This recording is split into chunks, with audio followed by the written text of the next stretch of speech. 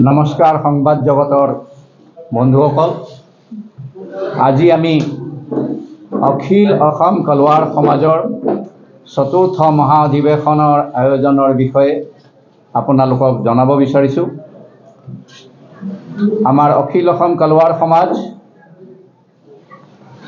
2013 চনৰ পৰাই আমি আৰম্ভ কৰোঁ। প্ৰথম মহাসভা গুৱাহাটীত হৈছিল, তাৰপিছত গোলাঘাটত হ'ল, তাৰপিছত আপোনাৰ তিনিচুকীয়াত 2019 হ'ল। মাজত কৰোনাৰ অসুবিধাৰ কাৰণে আমি 2 বছৰ পিছুৱাব লগা হ'ল।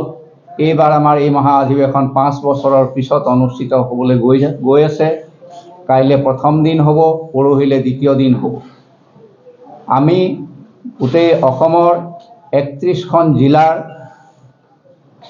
মানুহখিনিক লৈ একত্ৰ হৈ আমি মানুহখিনিৰ মাজত সামাজিক আৰু সাংস্কৃতিক চিন্তন আনিব বিচাৰিছোঁ। ঐক্যবদ্ধতাৰ বাহিৰে এই কাম অন্য ধৰণে কৰিব নোৱাৰি।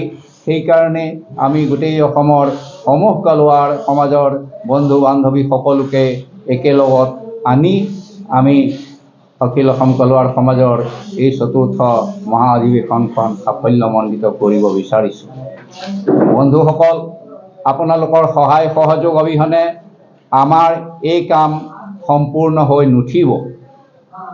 আমি কলৱাৰ সমাজৰ মানুহখিনি কেইবা শতিকাৰ আগৰ পৰাই অসমত বসবাস কৰি আছোঁ আৰু আপোনালোকে দেখিব অসমৰ সকলোবোৰ নগৰত, সকলোবোৰ চাহ বাগিচাত আমাৰ কলৱাৰ সমাজৰ মানুহ আপোনালোকে লগ পাব। আমি সেই মানুহখিনিক একতাৰ বান্ধোনেৰে বান্ধিব বিচাৰিছোঁ আৰু একতাৰ দোলেৰে তেওঁলোকক একেলগত ৰাখি আমি আমাৰ যিবিলাক সাংবিধানিক অধিকাৰ, সেই অধিকাৰবিলাকৰ বিষয়ে মানুহখিনিক সজাগ কৰিব বিচাৰিছোঁ। আমাৰ মানুহখিনি খুবেই পিছপৰা আৰু শিক্ষা দীক্ষাৰ ফালৰ পৰা আমি অপোন্নত। আমাৰ সাংস্কৃতিক আৰু অৰ্থনৈতিক দিশত আমাৰ মানুহখিনি পিছ পৰি আছে, অন্য সমাজৰ লগত ফেৰ মাৰি যাব পৰা নাই।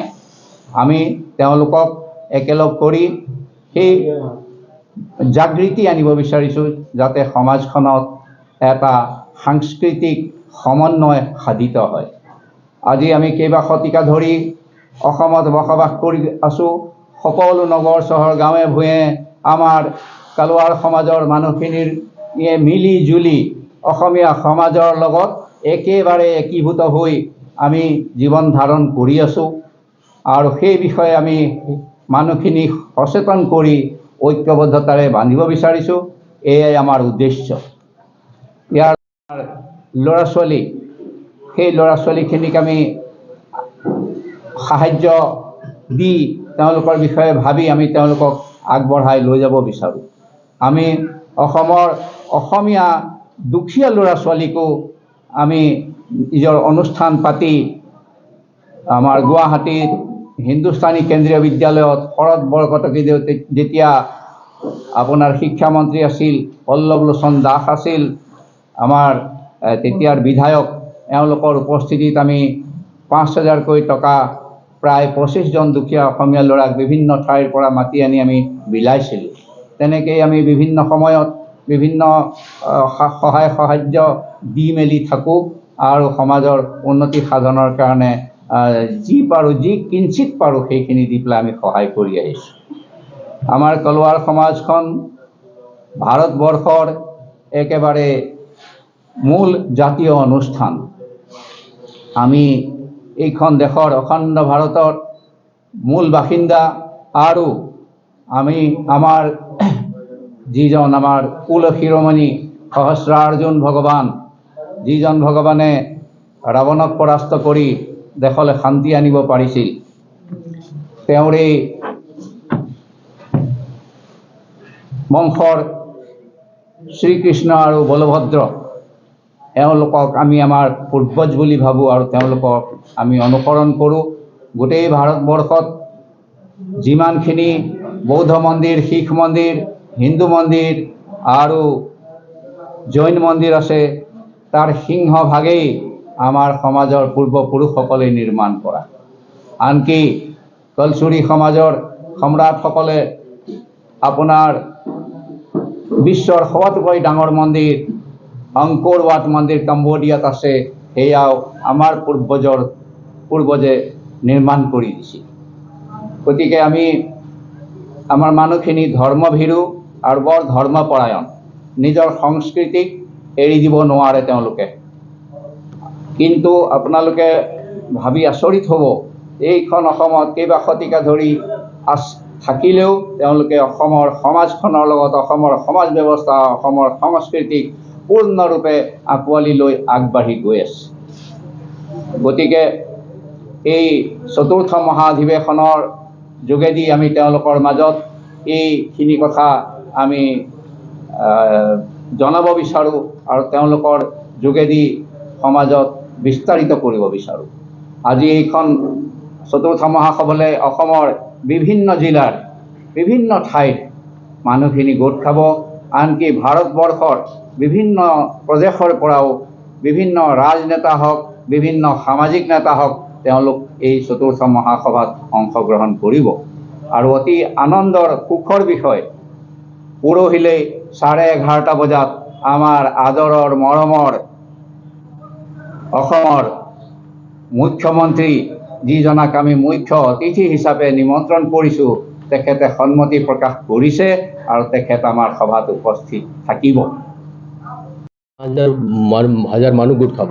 এতিয়া আপুনি চাওক, বাছ চব বন্ধ হৈ আছে আপোনাৰ, তথাপি কালি ৰাতি ট্ৰেইন হওক যেনেকুৱা হওক চব মানুহ এতিয়া অলৰেডি অহা কথা আছিলে আজি, কালি ৰাতিৰ পৰা গোট খাই আছে। কিয় আমাৰ ইমান চবৰে এইটো আপোনাৰ জোচ আছে, এইটো কি আমাৰ ইমান দিন তো আমি এইবাৰ কি আমাৰ যোনটো এটা সৰু পাণ দোকানীও হওক या কোনোবা এটা চাহ দোকানো খুলিছে, তাকো আমি মাতিছোঁ। গোটেই অসমৰ পৰা য'ত কোণাত চবকে মাতিছোঁ আমি। এবাৰ এইটো গোটেই অসমত আমাৰ চবে জড়িত। আমি এইটো চবকক কেনেকুৱা আমাৰ সমাজৰ উত্থান কৰিব পাৰোঁ, এইটোৱে মেইন উদ্দেশ্য আমাৰ এইটোৱে।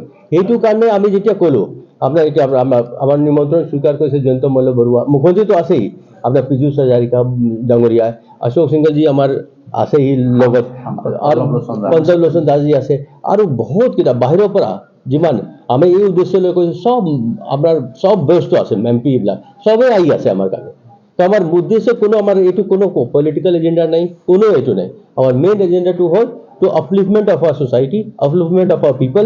তো আমাক এইটো চাব লাগে কি বহুত দিন হ'ল আৰু কোন মানুহ আপোনাৰ খেতি কৰি আছে, তাৰ জেনেৰেশ্যন খেতি কৰিয়ে আছে আৰু তাৰ কোনো চেঞ্জে অহা নাই। তো এইটো আমাক চাব লাগে how to educate them, how to bring a change about in their life. We are working towards that. আমার অ্যাকচুয়ালি আমার মানুষ চাহ বাগানেতো আছে, আপনি চাহ বাগানে যাব, তার এজন মানুষ চাহ বাগানে কাম কৰি আছে, তাৰ ল'ৰাও কৰি আছে, যিও কৰিছে, সি কোনো বাহিৰৰ দুনিয়াত দেখাই নাই, জানাই নাই। সেইটোতো আমাক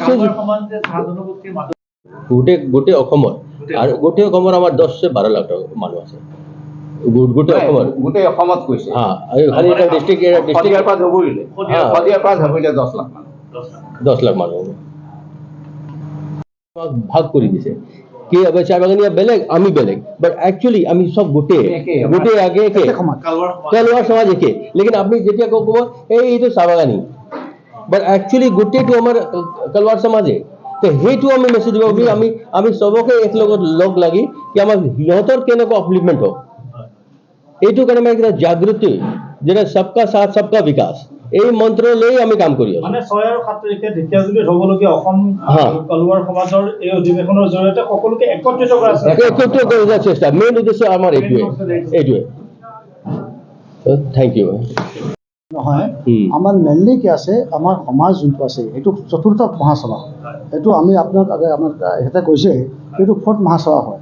ইনফেক্ট আমাৰ যিমান মানুহবিলাক আছে ইমান দিনৰ পৰা ইয়াতে বসবাস কৰি আছে, লগতে আমাৰ যোনটো অসমীয়া মানুহ, আমাৰ লোকেল মানুহ, আমি একেলগত যোনটো আমাৰ সংস্কৃতি আছে, আমাৰ সভ্যতা আছে, আমি মিলি কিনে চবে আমি মানে আগবাঢ়ি আছোঁ।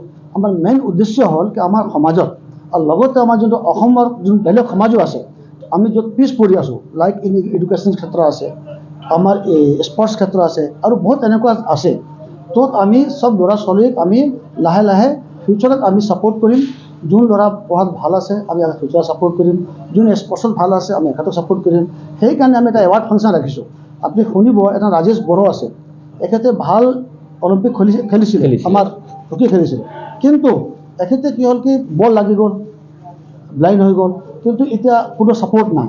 এনেকুৱা মানুহক আমি ৰাষ্ট্ৰীয় মাতি আছোঁ আৰু এখেতক আমি এটা ভাল মানে আমি এৱাৰ্ড দি আছোঁ। তেনেকুৱা বহুত তেনেকুৱা মানুহ আছে। মেইন আমাৰ সমাজৰ উদ্দেশ্য কি চবক লৈ চলিব লাগে, মিলি কেনে চলিব লাগে। আৰু অসম আৰু পূৰা ভাৰতবৰ্ষত ইমান ধুনীয়া গ্ৰথ কৰি আছে আমাৰ মাননীয় নৰেন্দ্ৰ মোদী প্ৰধানমন্ত্ৰীজী আৰু আমাৰ ডক্টৰ হিমন্ত বিশ্ব শৰ্মাজী ইমান কষ্ট কৰি আছে। এখেতে যদি 16 ঘণ্টা কাম কৰিব পাৰে, আমাৰ ল'ৰাবিলাককো ইমান কাম কৰিব লাগে, এখেতক ছাপোৰ্ট কৰিব লাগে, যেন আমাৰ ৰাজ্যৰ উন্নতি হ'ব, আমাৰ দেশৰ উন্নতি হ'ব।